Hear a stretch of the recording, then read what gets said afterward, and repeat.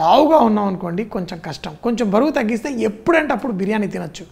5 పూట్లకు ఒకసారి బిర్యానీ తినాల్సిందే. మనం వైన్ లాంటి వాళ్ళం, we only get better with time.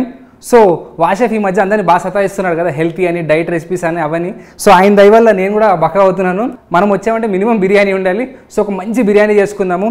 Tangadi biryani leg pieces వాడి హైదరాబాదీ స్టైల్లో కచ్చి గోష్ బిర్యానీ చేసుకుందాము. ఇంగ్రీడియంట్స్ అన్నీ రెడీ చేసుకున్నాము.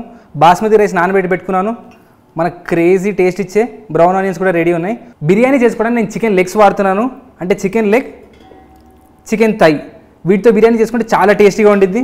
కారం, ధనియాల పొడి, కొంచెం జీలకర్ర పొడి, గరం మసాలా, చిటికెడు పసుపు, అల్లం వెల్లుల్లి ముద్ద, కొంచెం ఉప్పు జాగ్రత్తగా వేసుకోండి, ఎందుకంటే నేను చికెన్ని బ్రైన్ చేశాను. ఈ మధ్యకాలంలో బిర్యానీలో మాకు ప్రాబ్లం వచ్చింది, నాకు నా ఫ్రెండ్స్కి.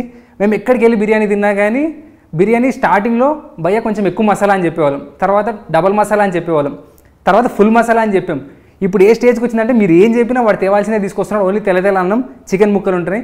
మీ బిర్యానీ మంచిగా టేస్టీగా ఉండాలంటే ఎక్కువ బ్రౌన్ ఉల్లిపాయలు వేసుకోండి. దీనివల్ల ఆ టేస్ట్ వచ్చింది. చూడండి ఎంత పర్ఫెక్ట్గా అయ్యాయో. ఇలా ఉల్లిపాయలు వేసుకొని ఈ మసాలా మన చికెన్ ముక్కలు పట్టేలాగా కలపండి. ఈ బిర్యానీ చేయడానికి నేను ఒక మినీ హ్యాండీ కొన్నాను, చాలా చిన్న హ్యాండీ, క్యూట్ లిటిల్ హ్యాండీ. మన ముక్కలకి ఇలా మంచిగా మసాలా మ్యారినేట్ చేసుకున్న తర్వాత దీంట్లో ఫ్లేవరింగ్స్, పుదీనా, కొత్తిమీర, పచ్చిమిరపకాయలు, పెరుగు, దీంట్లో నిమ్మరసం. ఇది చూడడానికి ఆరెంజ్లో ఉంది కానీ నిమ్మకాయ సైజ్ పెద్దది.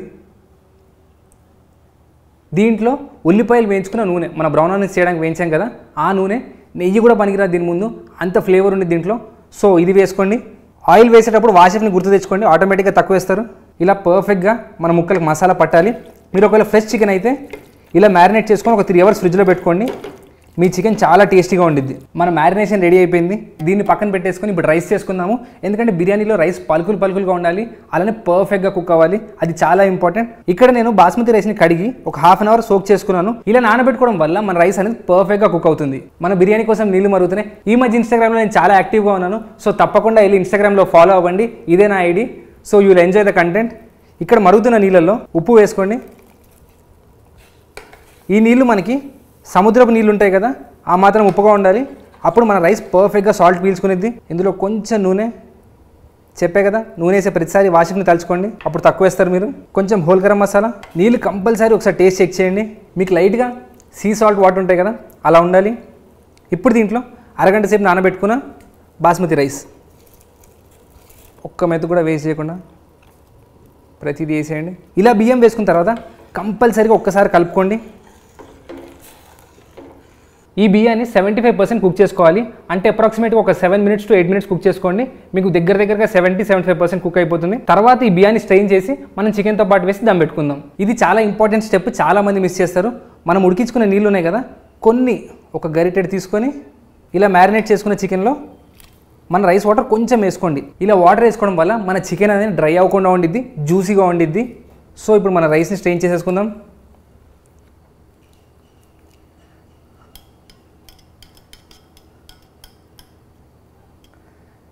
బిర్యానీ తినడం ఒక సాటిస్ఫాక్షన్ అయితే, ఇలా లేయర్గా రైస్ వేయడం ఇంకో రకమైన సాటిస్ఫాక్షన్. ఇలా మన రైస్ని ఈవెన్గా స్ప్రెడ్ చేసుకోండి. చాప్ చేసిన పుదీనా, కుంకుమ పువ్వు నీళ్ళు, మరి కొంచెం బ్రౌన్ ఆనియన్. నాకు ఈ బ్రౌన్ ఆనియన్ అనేది చాలా ఇష్టం, అందుకే కొంచెం ఎక్కువగానే వేస్తాను.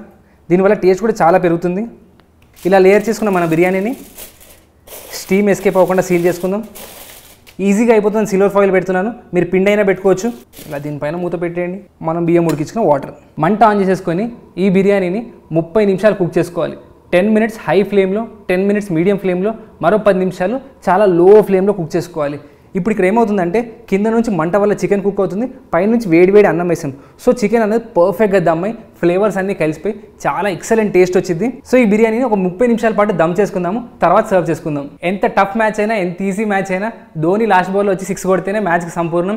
చికెన్ బిర్యానీ అయినా, మటన్ బిర్యానీ అయినా వాషెఫ్ వచ్చి ఓపెన్ చేస్తేనే దానికి సంపూర్ణం శాంతి కలుగుతుంది. సో వాషెఫ్ని పిలిచే ఓపెన్ చేపిద్దాం ఈ చికెన్ బిర్యానీని. బిర్యానీ పర్ఫెక్ట్గా రావాలంటే దానిపైన బరువు పెడతాం. ఈ బరువు తీస్తేనే బిర్యానీ సూపర్గా ఉంటుంది. అంటే మనం కనుక లావుగా ఉన్నాం అనుకోండి కొంచెం కష్టం, కొంచెం బరువు తగ్గిస్తే ఎప్పుడంటే అప్పుడు బిర్యానీ తినొచ్చు. 5 పూట్లకు ఒకసారి బిర్యానీ తినాల్సిందే. మనోళ్ళు ఆన్లైన్ ఆర్డర్ చేస్తారు కదా 5 ఆర్డర్లో ఒకటి కంపల్సరీ బిర్యానీ ఉంటుందట. సో మరి ఇది ఇట్లాంటి బిర్యానీ కాదు. ఆహా